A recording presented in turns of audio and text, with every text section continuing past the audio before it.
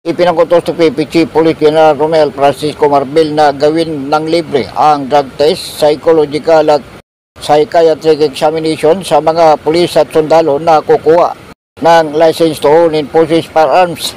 Ayon kay Marbil, sa bagong aplikasyon sa pagkuha ng lisensya ng baril, exempted ang mga pulis at sundalo dahil trained o sanay na umano sa paghawak ng baril ang mga ito.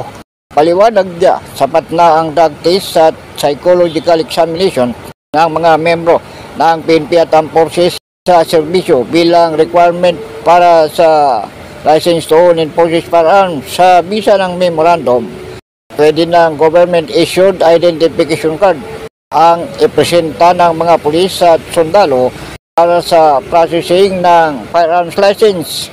Samantala, ang mga civilian gun holder naman ay required din na sumailalim sa drug testing at neuropsychiatric evaluation para makakuha at makapag-renew ng lisensya. Nilinaw naman ni Civil Security Group spokesperson Police Lieutenant Colonel Yudisan Golchano. No, ang ating mga pulis kasi required na mag-schooling. So lahat yan, meron yang mag-undergo yan ng drug test.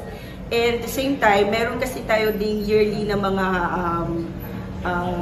program, health service tungkol sa kalusugang pangkaisipan. So kasama po doon yung psychological and psychiatric evaluation. Hindi sakop sa bagong kautusan ang iba pang law enforcement agency tulad ng National Bureau of Investigation, Philippine Drug Enforcement Agency at Philippine Coast Guard.